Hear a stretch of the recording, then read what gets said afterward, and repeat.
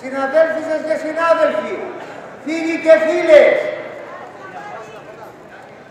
χαιρετίζουμε όλους τους φορείς, 178 στο σύνολό τους, που συμμετέχουν και έχουν συνυπογράψει το κοινό πλαίσιο πάλι για το πολυτιμότερο πράγμα της ζωής, που είναι η υγεία.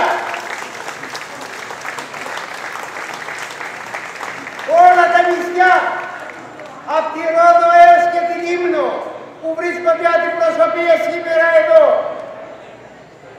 Συνάδελφοι, είχαμε μια συνάντηση με τον Υφυπουργό Υγείας, τον κύριο Θημιστοκλέου.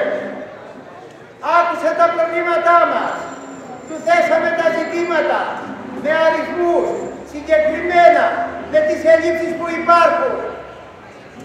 Καμία δέσμευση και καμία απάντηση, μάλλον μας έδωσε απάντηση, που δεν μας ικανοποιεί. Δεν υπήρξε. Στο μέλλον όλα και στο κοινωνικό αυτοματισμό δεν βρίσκουμε γιατρούς για τα μεγάλα αστικά κέντρα. Θα βρούμε για την επαρχία κάπως έτσι. Καμία απάντηση για τους ιδιώτες που βάζει μέσα στα νοσοκομεία και όσο πάει επεκτείνεται αυτή η κατάσταση. Η απάντησή του όταν είπαμε ότι θέλουμε σύγχρονα ιατροτεχνολογικό εξοπλισμό, αξονικούς και μαγνητικούς, μας είπε ότι η πολιτεία και το κράτος κανονίζει πού πρέπει να μπει αξονικός ή μαγνητικός τομογράφος. Ποιος κοστολογεί, ρε συνάδελφοι? Ποιος είναι αυτός που του δώσαμε το δικαίωμα και λευκή επιταγή να κοστολογούν τις ζωές μας, αν συμφέρει ή αν δεν συμφέρει? Έδωσε κανείς από εμάς εδώ λευκή επιταγή σε καμιά κυβέρνηση και σε κανένα υπουργείο? Σε όποιο νησί και να είναι και 3 άνθρωποι να είναι πάνω, οφείλουν τον 21ο αιώνα, το 2023, να υπάρχουν μηχανήματα, να μπορεί ο άλλος να εξεταστεί, να γιατρευτεί και να νοσηλευτεί και να μην πεθαίνει αβοήθητος. Αυτό είναι το κράτος του. Αυτό μας είπε. Μας είπε για το πόσο προσωπικό προσλήφθηκε τα τελευταία χρόνια, λόγω λέει και της πανδημίας. Και μας είπε νούμερα.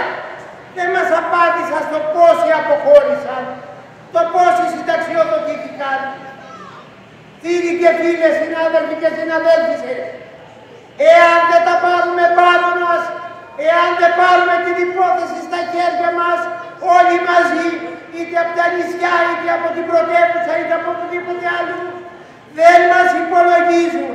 Δεν υπολογίζουν τις ζωές μας. Εμείς πρέπει να τις πάρουμε στα χέρια μας. Πρέπει να συνεχίσουμε την πάλη μας και τον αγώνα μας για ένα αποκλειστικά δημόσιο και δωρεάν σύστημα υγείας. Να βγουν έξω οι ιδιώτες από τα νοσοκομεία. Ζητάμε γιατριά και μας στέλνουν στο θάνατο. Και μας είπε να μην το συζητάμε αυτό και να μην λέμε ότι κινδυνεύουν ανθρώπινες ζωές. Έτσι μας είπε. Είναι γιατρός ο κύριος Θημιστοκλέου. Υπηρετεί το δημόσιο σύστημα υγείας. Αλλά, υπηρέτησε μάλλον, αλλά είναι πολιτικός και χαράζει μια συγκεκριμένη πολιτική των ιδιωτικοποιήσεων και της καταδίκης μας. Το επόμενο διάστημα θα ξαναβρεθούμε πάλι στους δρόμους. Όλοι μαζί. Το ζήτημα της υγείας δεν είναι ζήτημα μόνο των οικονομικών. Αφορά όλο το λαό. Όπως σήμερα εδώ πέρα είναι όλοι οι κλάδοι.